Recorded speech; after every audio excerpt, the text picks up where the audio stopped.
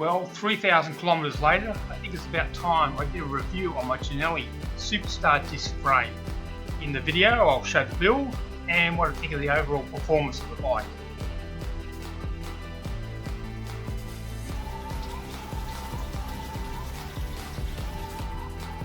The first question would be, why did I pick the Cinelli? Well, firstly, I wanted a disc brake bike. Secondly, I wanted a lightweight one, and this frame only weighs 1,000 grams.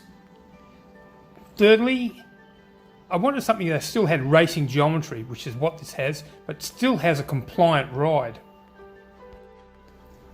I also wanted a bike that didn't have all the cables concealed in the handlebars, as I was wanting to use this bike for travelling, and fully concealed cabling is very, very hard to take apart and put back together when you're travelling.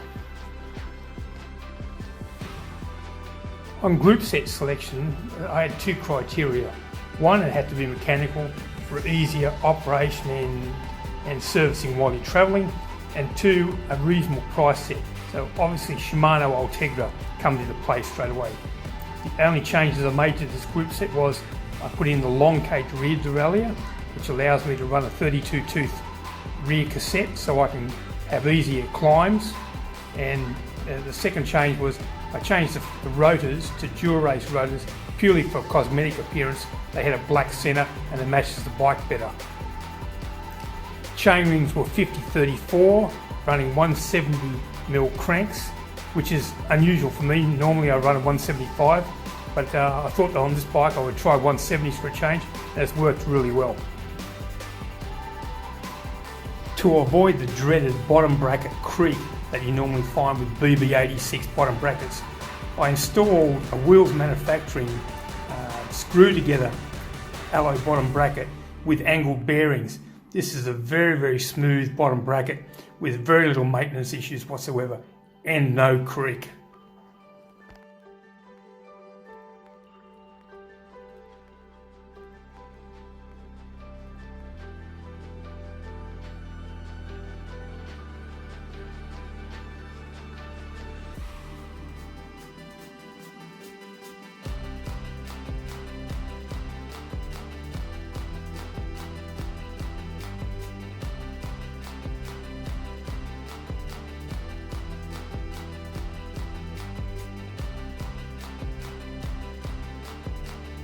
The stem was simply a Cinelli Dynamo alloy stem, and the handlebars I used were 3T Aero Nova bars. These are a very aerodynamic bar, and I like them because they seem to have an extra couple of spots to locate your hands, so you can move your hands around quite a bit so you don't get the numbness in your fingers.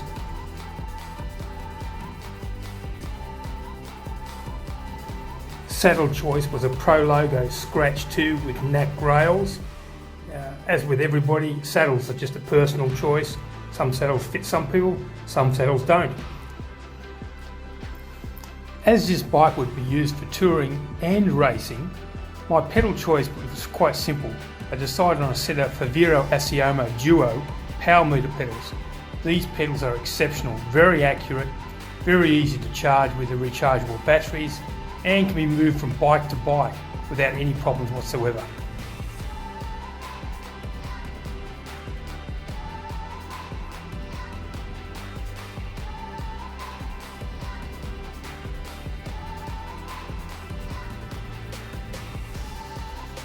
The video you're watching now is the descent into Bobbin Head in Sydney from the western side. As you can see in the video, the bike handles extremely well. It points, it goes where you want it to go, it has no issues with the descent whatsoever.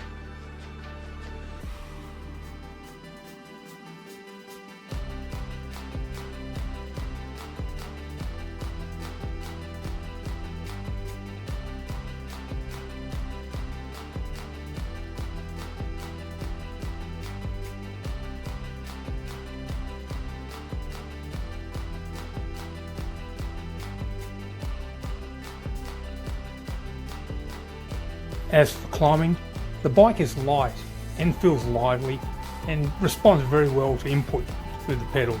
It is a very good climbing bike as well as a descending bike.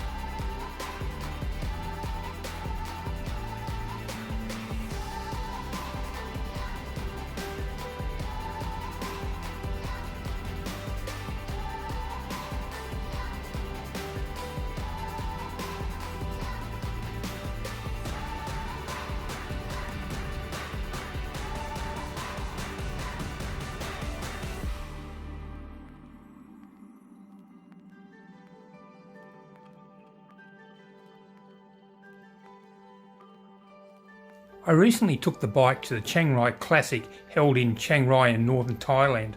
The bike was easily disassembled and put back together once I got to Thailand. The bike handled the event very, very well. Although it was a flat event, not much climbing at all, the bike rides extremely well on the flat as well. The 28mm tyres allowed the bike to glide along over any rough roads.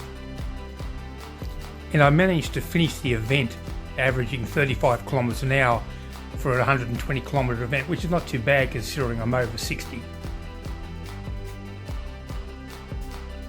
Now for the big question, would I recommend this bike to other riders?